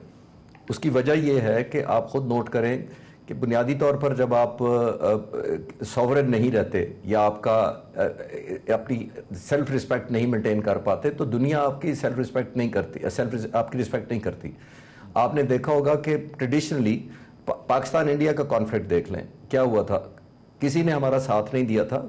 और आपने नोट किया होगा कि अमेरिका उसकी कोई इंटरेस्ट नहीं ले रहा था जब तक हमने ये देखा नहीं कि हमने ऑफेंस लॉन्च किया, प्यूनिटिव एक रिस्पांस बहुत हैवी दिया हमने इंडिया को, न्यू नॉर्मल नहीं बनने दिया। तो अमेरिकन प्रेसिडेंट ने भी इंटरेस्ट लिया और इंडिया को भी याद आ गया कि अमेरिकन प्रेसिडेंट को सालिसी के लिए बुलाया जा सकता है या एंगेज किया जा सकता है। दुनिया में हर मुल्क अपनी नेशनल इंटरेस्ट के हिसाब से चलता है। सोवरेनिटी हर एक मुल्क की अपनी अपनी है। जहां आपकी नेशनल इंटरेस्ट कन्वर्ज करेगी तो दूसरा मुल्क आपके साथ आएगा या सपोर्ट करेगा। जहां आपकी नेशनल इंटरेस्ट कन्वर्ज नहीं करेंगी, कोई आपके साथ नहीं आता। 2 मुल्क लड़ने वाले हॉस्टिलिटी में जब इंगेज होते हैं तो 2-3 सर्कल्स होते हैं लोगों के, या 2-3 कैटेगरीज होती हैं लोगों की, मेरी अंडरस्टैंडिंग के मुताबिक। एक वो है जो खुद लड़ रहे होते हैं, एक वो जो है तो ऑल आउट साथ देते हैं, जैसे तुर्की ने, उज्बेकिस्तान ने हमारा साथ दिया। तीसरा सर्कल वो होता है जो सिंपल अपने बिजनेस या अपने मिलिट्री हार्डवेयर या अपने वेपन जो सप्लाई किए होते हैं उनकी परफॉर्मेंस टेस्ट कर रहा होता है, अपनी मार्केट को वैल्यूएट कर रहा है। और चौथी कैटेगरी सिर्फ स्पेक्टेटर्स होते हैं, उनके लिए कोई मैटर नहीं करता कौन जीत जाए या कौन हार जाए। अभी भी आप देख ले, ऑलमोस्ट यूनाइटेड नेशन डिसफंक्शनल है, OIC ना होने के बराबर है। गाजा पे 10 महीने से जो हम देख रहे हैं आपके सामने है। अब कौन सी मुस्लिम उम्मा या कौन सी यूनिटी या कौन से मुल्क किसी को सपोर्ट के लिए आएंगे? आप अपने लिए कुछ नहीं कर सकते तो दूसरे के भी आपके लिए कुछ नहीं करते। मेरी नज़र में तो सिंपल टर्म में देखिए, इजराइल के खिलाफ ईरान की एक ही ऑप्शन रह गई है जो पाकिस्तान ने अप्लाई किया था। अभी टेक्स्ट बुक केस हमारे सामने है। पाकिस्तान ने इतनी हैवी पनिशमेंट इंडिया को दी थी 10 तारीख की सुबह को कि जो इंडिया मजबूर हुआ करने, तो Pakistan had to escalate to de-escalate. यानी आप अगर एस्केलेट ना करते तो हिंदुस्तान ने जारी रखना था, अगर आप प्यूनिटिव स्ट्राइक ना करते, हिट बैक ना करते, तो हिंदुस्तान ने आपके खिलाफ और ज्यादा ऑफेंस लॉन्च करना था। इजराइल के पास भी यही ऑप्शन के खिलाफ भी ईरान के पास यही लिमिटेड ऑप्शन है जो मैं समझ रहा हूं कि सिवाय इसके कि वो एस्केलेट इस हद तक ले जाएं कि अमेरिका को और इजराइल को दोनों को रियलाइज हो कि ये नहीं बर्दाश्त हो सकता उनसे, तब वो शायद बेहतर नेगोशिएशन टेबल पर ला सकेंगे। उसके अलावा कुछ चारा नहीं है उनके पास। अभी जंग क्या ईरान अफोर्ड कर सकता है? आपने पाकिस्तान की मिसाल दी तो कहीं ना कहीं एयर सुपीरियॉरिटी आपको नज़र आती है, चाहे वो J-10Cs हों, JF-17s हों।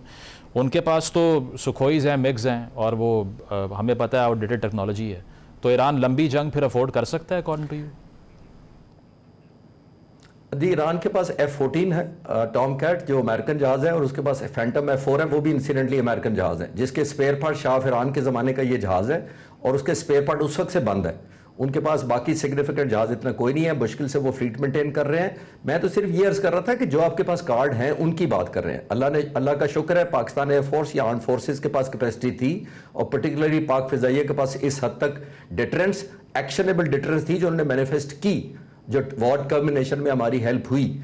लेकिन जो ईरान के पास ऑप्शंस हैं, आप उसी के अंदर मैं बात कर रहा हूं। मैं ये नहीं कह रहा कि उनके पास J-10 होने चाहिए तो तब वो कर सकते हैं, मैं ये कह रहा हूं उनके पास ऑप्शन ही नहीं है टू कंटिन्यू टू एस्केलेट। जिस तरह वो एस्केलेट कर रहे हैं, उनके पास ऑप्शन ही सरफेस टू सरफेस मिसाइल्स की है।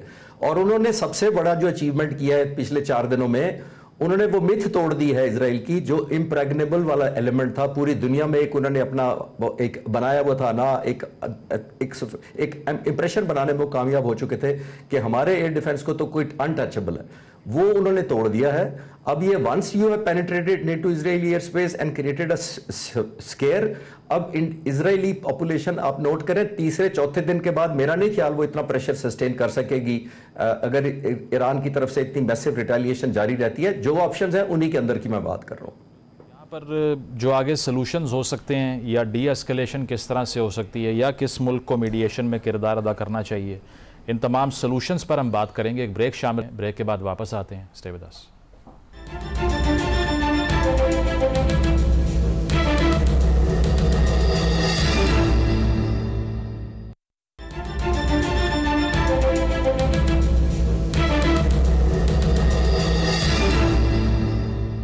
वेलकम बैक नाजरीन। इजराइल ईरान कॉन्फ्लिक्ट से मुतल्लिक हमारी गुफ्तगू जारी है। ज़मीर साहब, आपकी तरफ आता हूँ। ये डोनाल्ड ट्रंप साहब ने जो ट्रूथ सोशल पे बात की है, उन्होंने कहा कि it's very easy for me, बहुत आसान है कि मैं दोनों कंट्रीज़ को बिठाऊं, मीडिएशन करवा दूं। आपको लगता है इट्स दैट सिंपल कि जितनी एस्केलेशन अब हो चुकी है, यहाँ से कदम वापस लिए जाएं, डी एस्केलेट करवाया जाए? और इसका आइडियल तरीका होना क्या चाहिए कि क्या अगर अमेरिका की मीडिएशन हो तो ईरान, जो कि पहले ही एक्यूज़ कर रहा है कि अमेरिका भी पार्टी है इस ऑफेंस में, वो कबूल कर लेगा सालिसी अमेरिका की? मेरा ख्याल है कि ट्रंप साहब एज यूजुअल जो है वो कोई ज़्यादा क्लेम कर रहे हैं अपनी कैपेबिलिटी इस वक्त जंगबंदी कराने के बारे में। असल में अगर जंगबंदी उन्होंने करवानी है तो उनको इजराइल को आमादा करना होगा सबसे पहले, और वो इतना आसान नहीं है उनके लिए। एक तो ये है कि इजराइल की जो हुकूमत है वो उनके अपने मौक़िफ़ हैं, अपने उनके ऑब्जेक्टिव्स हैं, और दूसरा ये है कि अमेरिका के अंदरूनी हालात में भी इजराइल का बहुत अहम रोल है और उसकी कैपेबिलिटी है अमेरिकन पॉलिसी को इन्फ्लुएंस करने के लिए। तो ये मुझे लगता है कि ज़्यादा मुश्किल प्रेसिडेंट ट्रंप के लिए ये होगा कि इजराइल को आमादा करें। अगर ये हो गया तो शायद मुझे लगता है कि ईरान भी मान जाए, क्योंकि जैसे पहले जो गुफ्तगू हो रही थी कि ईरान के पास इतनी स्पेस नहीं है प्रोलॉन्ग्ड कॉन्फ्लिक्ट के लिए, और उनके पास हथियार भी इजराइल के मुकाबले में बड़े लिमिटेड हैं, तो उनके तो फ़ायदे में होगा कि ये जंगबंदी जल्द से जल्द अगर हो जाए तो वो मान लेंगे। लेकिन मसला असल में ये है कि अगर ये नहीं होता है तो फिर क्या होगा, और वो उसके भी जो नताइज हैं वो भी काफ़ी संगीन है। एक तो ये है कि ईरान नॉन प्रोलिफरेशन ट्रीटी जो है, न्यूक्लियर नॉन प्रोलिफरेशन ट्रीटी, उससे वो विड्रॉ कर सकता है। उसका जो इम्पैक्ट होगा वो दूसरे जो ममालिक हैं खित्ते में, ख़ासतौर पे सऊदी अरेबिया जैसे ममालिक, उनके ऊपर असर होगा। ये भी हो सकता है, ये भी अगर ईरान इस काबिल है कि वो एटमी धमाका भी कर सकता है, अगर वो उसके पास ये काबिलियत है ऑलरेडी या डेवलप कर ले, तो इसके ये जो नताइज हैं ये तो बहुत ही संगीन होंगे, और इसके इम्प्लीकेशंस और जो है उसके असरात ज़मीर साहब, सारे ज़मीर साहब वैसे ज़मीर साहब अगर रियलिस्ट थ्योरी को देखा जाए तो अगर टेस्ट कर ले ईरान तो उसके बाद तो पीस आ जाएगा। मेयर शाइमर कहते हैं कि न्यूक टेस्ट करने के बाद पीस मेंटेन हो जाता है क्योंकि डेटरेंस आ जाती है इसलिए। हाँ, नहीं वो ईरान के हवाले से तो वो बिल्कुल सेंसिबल चीज़ होगी, ये करना और इराक इजराइल को उसके जवाब में उनके पास फिर यही है कि वो जंगबंदी करने के लिए आमादा हो जाए। लेकिन उसके दूसरे असरात भी हैं जो उनके बारे में भी अगर आप बात करना चाहें तो हम बात कर सकते हैं। दूसरे जो ममालिक हैं उनके ऊपर क्या असर होगा। तो लेकिन ये ऑप्शंस हैं ईरान के पास, और उन्होंने कम से कम ये तो धमकी दी है कि हम नॉन प्रोलिफरेशन ट्रीटी से हम निकल जाएंगे, बर्खास्त हो जाएंगे वहां से। तो उसके भी काफी बुरे हालात, उसके इम्प्लीकेशंस भी काफी सीरियस होंगे। ठीक है उस्मान साहब, आपकी तरफ आता हूँ। ये अगर पाकिस्तान के कॉन्टेक्स्ट में देखा जाए तो पाकिस्तान वो मुल्क है जिसके क्लेम्स हैं ईरानियन बॉर्डर से इंसर्जेंसी के। हमने एयर स्ट्राइक्स भी किए कुछ महीना पहले वहाँ पे। इंडिया पाकिस्तान के कॉन्फ्लिक्ट में ईरान की टोन न्यूट्रल नज़र आई और कोई ख़ास आपने उसमें एंगलिंग नहीं देखी। But to Pakistan to come out and say that Iranian sovereignty को ब्रीच किया इसराइल ने, हम इसको कंडेम करते हैं, ये अग्रेशन है। हमारे डिफेंस मिनिस्टर ख्वाजा आसिफ साहब ने ये कहा कि सबकी बारी आ जाएगी अगर इसराइल को इसी तरह खुला छोड़ी रखा, तो इसीलिए इंतज़ार ना करें अपनी बारी का, कोई एक्ट करें, कलेक्टिव एक्शन लें। वॉज दिस सरप्राइजिंग कि पाकिस्तान ने जितना रेसिप्रोकेट करना था उससे ज़्यादा किया? मेरे ख्याल में डेफिनेटली उससे ज़्यादा किया। बड़ी ब्लंट स्टेटमेंट है। और जिस तरीके से हमने देखा ईरान ने उनके फॉरेन जो मिनिस्टर हैं उन्होंने सबसे पहले पाकिस्तान को टच डाउन किया इंडिया जाने से पहले, और उन्होंने सालसी की ना सिर्फ पेशकश की बल्कि उसके लिए प्रैक्टिकल जो है हमने देखा मैनिफेस्टेशन करते हुए नज़र आए। तो पाकिस्तान नो डाउट अपना इजराइल से मुतल्लिक जो हमारी पॉलिसी है उसके कॉन्टेक्स्ट के अंदर भी आपको इसको देखना पड़ेगा, और इंडिया की जो खामोशी है, जो क्रिमिनल साइलेंस है उनकी इस मामले के अंदर, पाकिस्तान उसको भी मेरे ख्याल में उसके कॉन्टेक्स्ट में भी हमें इस फ्रेमवर्क को देखना पड़ेगा। और उसकी रीज़न ये पाकिस्तान का प्रॉब्लम हमेशा यहाँ पर है, हमें बैलेंस स्ट्राइक करना पड़ता था ईरान और सऊदी अरबिया के दरमियान। लेकिन जिस तरीके से MBS ने बात की है इरानियन अब जो काउंटर पार्ट है उनसे, मसूद पेज़ेश्कियान से, और उनके फॉरेन मिनिस्टर ने भी, तो मेरे ख्याल में हमारे लिए जो बड़ा आसान हो गया कि जब सऊदी अरेबिया जो है उनके राइट टू सेल्फ डिफेंस को जो है वो इस तरीके से प्रोपोगेट कर रहा है तो हम भी जो है वो बात करें।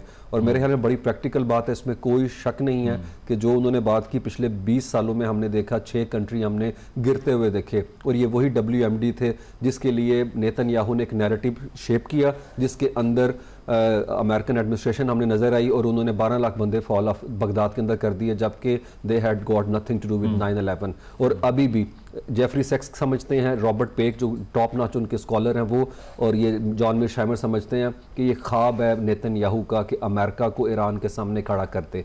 लेकिन अमेरिका के अंदर जो मेगा अलाइंड मीडिया है वो तक ट्रंप को बता रहा है कि कोई स्ट्रेटेजिक गेन नहीं है, आप प्लीज़ बिल्कुल उसके इस तरह से अपना जो है जो वो नैरेटिव उसने जो नेफेरियस डिज़ाइन है उसके अंदर ना आए। और यहाँ पे मुझे लगता है सबसे रेलिवेंट रोल अभी जो है वो है रशिया का, क्योंकि पुतिन ने कॉल किया ट्रंप को और कहा है कि अगर आप चाहें तो मैं इसके अंदर क्या कहते हैं स्टेप इन करूं। तो मेरे ख्याल में ईरान ज़्यादा कंफर्टेबल होगा कि अगर रशिया जो है वहाँ के ऊपर आए और उसकी गारंटी रहे, क्योंकि रशिया ने 3 दिन पहले कहा है कि हम ईरानी गवर्नमेंट से राब्ते में हैं और अगर वहाँ पे कोई प्रॉब्लम होती है तो जो न्यूक्लियर एनरिचमेंट हो चुकी हुई है हम उसको लेके अपने मुल्क में जा सकते हैं। तो ये बड़ी स्टेटमेंट थी मेरे लिए कि वहाँ के ऊपर इस हद तक जो अंडरस्टैंडिंग है। तो इसमें मतलब सोल्यूशन फेज की अगर हम बात करें तो फिर क्या ये कहना कि जो मीडिएशन की जो सारी एफर्ट है वो कामयाब हो जाएगी या फिर ये डील हो जाएगी, या आपको लगता है कि ये कम्प्लीटली डिरेल हो गया है प्रोसेस इस सारी एग्रेशन के बाद और पॉइंट ऑफ नो रिटर्न पे आ गया है? मेरे ख्याल में डेफिनेटली मैं ज़्यादा होपफुल नहीं, और मैं ये ज़रूर कहूँगा कि जिस तरह से डिप्लोमेटिक पाथवे उसको सबोटाज किया इसराइल ने, और इसराइल का it has always been the pattern on their part, और वो चाहेंगे कि किसी तरीके से डील ना हो। और इरानियन इस वक्त जिस पोजीशन के ऊपर हैं वो पोजीशन ऑफ स्ट्रेंथ के बगैर किसी सूरत के अंदर टेबल के ऊपर नहीं आएंगे, क्योंकि ये अपनी जो डोमेस्टिक कंजम्पशन के लिए भी ठीक नहीं, और इंटरनेशनल मैसेज भी जो है वो ये नहीं देना चाहते कि वो जो है वो उन्हें दीवार से लगा दिया गया और वो कंप्रोमाइज़ करेंगे। क्योंकि जिस तरह का ना सिर्फ रेट्रिक है बल्कि जो 50 साल से उनका एक ख़ास जो बात हो रही थी रिजॉल्व और रेजिलियंस की, मैं नहीं समझता कि वो किसी सूरत के अंदर भी कंप्रोमाइज़ करेंगे अपना जो उनका प्राइमरी। और हुर्मुज़ वगैरह को ब्लॉक करने के जो इंतहाई इक़दाम है वो भी ऑन द कार्ड्स है? डेफिनेटली है, लेकिन मेरे ख्याल में नहीं करेंगे। जिस तरह हालत चीसी साहब ने की थी वो 2 फ्रंट एक वक्त में नहीं खोलेंगे, और वो नहीं चाहते कि पूरी दुनिया जो पहले ही उनसे मुताल्लिक खास परसेप्शन रखती है ब्लॉकेट करके इस सारी सप्लाई चेन को जो है वो मुतासिर करें। ठीक है, पॉइंट आ गया। खालिद साहब आपकी तरफ आऊँगा इन दी एंड, इससे पहले कि सोल्यूशन प्रपोज कर लें हम। ये जो मिलिट्री ऑफशूट्स माना जाता है कि ईरान सपोर्ट भी करता है या उसके लिए किसी हद तक सिंपैथी रखता है, वो 3 H's जो हैं यानी कि हूतीज़ और हिज़्बुल्लाह और हमास, इनका फ्यूचर क्या देख रहे हैं, क्योंकि एक एक करके इनकी लीडरशिप को भी इजराइल ने टारगेट किया है, तो आपको लगता है कि they also have a long way to go, या फिर वो भी अपनी ताकत लूज कर चुके हैं? देखिए मुज़म्मिल साहब, वॉर कल्मिनेशन स्ट्रैटेजी की हम बात कर रहे हैं, उसमें एक एलिमेंट सबसे ज़्यादा, आमतौर पे जब दो मुल्क लड़ रहे होते हैं तो एक सबसे ज़्यादा जो एलिमेंट होता है वो होती है मिलिट्री स्ट्रेंथ अपनी, यानी वॉर फाइटिंग स्टेमिना उस मुल्क का, जो सबसे ज़्यादा डिक्टेट करता है under normal circumstances, India, Pakistan या किसी और मुल्क में। यहाँ पे थोड़ी सी सिचुएशन डिफरेंट है। यहाँ पे एक एसेट है ईरान के पास, एक और है लाइबिलिटी। एक एसेट तो ऑब्वियसली वो है जो उसके पास वेपन्स हैं, या सरफेस टू सरफेस मिसाइल कर रहा है या बैलिस्टिक मिसाइल फायर कर रहा है, ये तो उसकी स्ट्रेंथ इस वक्त military strength, majority of the military strength मैं इसी को कहूँगा। जो दो एलिमेंट इसके एक फेवर में है, जो एक नहीं है फेवर में, वो यही है जो 3 H आपने कहे हैं, हमास होती है और ये हिजबुल्लाह, ये इसकी स्ट्रेंथ भी है, लेकिन वो स्ट्रेंथ रिलेटिवली कमज़ोर हो चुकी है ओवर द ईयर्स। और एक जो वीकनेस मैं कह रहा हूँ, और वो है मोसाद की प्रेजेंस इनसाइड ईरान। ये एक बहुत बड़ी लाइबिलिटी है इस वक्त। इसकी कॉम्बिनेशन से ही आउटकम होगा। एक, जैसे मैंने कहा कि उसकी कैपेसिटी कितनी है, कब तक वॉर स्टेमिना उसका है टू फाइट, ये डिक्टेट करेगा। दूसरा, जो H आप कह रहे हैं, उनकी परफॉर्मेंस कितनी, कंट्रीब्यूशन की कितनी कंट्रीब्यूशन है for Iran to get a better deal. और तीसरा, जैसे मैंने कहा कि कितनी जल्दी आइडेंटिफाई, आइसोलेट और एलिमिनेट कर सकते हैं जो मोसाद या इंटेलिजेंस फैक्टर इनके अगेंस्ट काम कर रहा है, well within their ranks at that to at very high level. तो मेरा ख्याल है ये तीनों की कॉम्बिनेशन डिसाइड करेगी कि ईरान के कार्ड्स कितने हैं। उसके बाद आउटकम डिसाइड कर सकेगा, बिकॉज सिर्फ मिलिट्री का नहीं है। चूंकि खालिद साहब कहा जाता है कि जो अमेरिकन बैकिंग है उसके बगैर इसराइल का कोई भी इस तरह का इनिशिएटिव पॉसिबल नहीं है। ऑन द कॉन्ट्ररी, इस ईरान और इसराइल के कॉन्फ्लिक्ट में चाइना और रशिया, क्या लगता है आपको कितना रोल प्ले कर सकता है? एक्टिवली इसमें जंप इन करेगा कोई, या फिर सिर्फ न्यूट्रलिटी की पोजीशन दिखाई देगी आपको? देखिए, इस वक्त ऑप्शन मेरा ख्याल है चाइना और रशिया के पास है कोई नहीं अंडर द सर्कमस्टांसेस, अगर वो सीरियस है पीस डील में। हमने थोड़ी देर पहले डिस्कस किया कि अगर अमेरिका कहता है कि मैं पीस डील करवा देता हूं, तो अमेरिका तो खुद पार्टी, 2 दिन पहले तो अमेरिका तो खुद पार्टी था। अमेरिकन प्रेसिडेंट ने कहा था कि ईरानियों को पता नहीं है क्या हिट करने वाला है, उनको पता नहीं, so much is coming against them. तो इस तरह के बयान जिसने पीस डील बीच में नेगोशिएशन टेबल पर लाना होता है, उस मुल्क का सदर इस तरह नहीं कहता, पहली बात। तो वो क्योंकि पार्टी बन चुके थे ऑलमोस्ट, अब वो न्यूट्रल पोजीशन लेना चाह रहे हैं फॉर सम डील। तो मेरा नहीं ख्याल कि ईरान इतनी जल्दी ट्रस्ट करेगा। ईरान के पास चॉइस ही सिर्फ ये है कि शामिल करे चाइना को और रशिया को और अमेरिका को, और फिर शायद डेफिनेटली इस वक्त ऑब्लिगेटरी है चाइना और रशिया पर भी कि वो आकर नेगोशिएशन करें, ताकि एक एलिमेंट ऑफ बैलेंस हो, ईरान को भी रियलाइज हो कि मेरी फेवर में भी या एक मेरी बात सुनने वाला भी कोई एलिमेंट है। तो शायद that is probably the only solution. ठीक है ज़मीर साहब, लास्ट मिनट है मेरे पास। आप क्या समझते हैं कि जो वेस्टर्न एलाइड इंस्टीट्यूशंस जो जिस तरह इवॉल्व किए, या यूएनओ का एक प्लेटफॉर्म है, सिक्योरिटी काउंसिल का प्लेटफॉर्म है, कतई नज़र इस बात से कि P5+1 का जो बाइस रहा है इस सारे इशू पे कि वीटो की ताकत को गाज़ा के ख़िलाफ़ इस्तेमाल करना, आपको लगता है कि वहाँ से कोई सलूशन इस सारे कॉन्फ्लिक्ट का आ सकता है, या फिर वही बात जो खालिद साहब कर रहे हैं कि ऑफेंस करना पड़ेगा अगर डिफेंड करना है अपने आप को, इसके अलावा मुश्किल है? ये तो सही है बात कि जब तक इजराइल के ऊपर जो कॉस्ट है वो नहीं बढ़ेगा, तो अमेरिका या इजराइल इस सीज फायर के लिए आमादा नहीं होंगे। और जिस तरह मैकेनिज्म की बात है, तो मैकेनिज्म यूएन सिक्योरिटी काउंसिल के थ्रू भी आ सकता है या उसके बाहर भी आ सकता है। ये फैसला करना होगा ये जो बिग 3 जो कंट्रीज हैं, अमेरिका, रशिया और चाइना।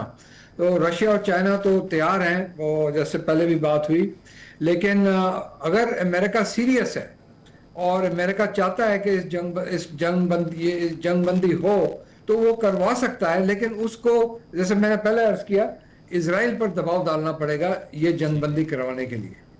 ठीक है। तो आपको लगता है कि कंट्रोल दरअसल ईरान को नहीं करना, इजराइल को करना है, क्योंकि अग्रेसर स्टेट भी वही है। बहुत बहुत शुक्रिया खालिद चिश्ती साहब, उस्मान शाहिद साहब, ज़मीर साहब मौजूद थे। यकीनन ये कहना सेफ है कि दुनिया एक डेंजरस फेज़ में दाखिल हो चुकी है, जहाँ पर रिपीटेडली कॉन्फ्लिक्ट्स इमर्ज कर रहे हैं, और इसको रोकने के लिए इंटरनेशनल ऑर्गेनाइजेशंस को अपना रोल प्ले करना है। वक्त ख़त्म हो चुका है, इजाज़त दीजिए, अल्लाह हाफ़िज़।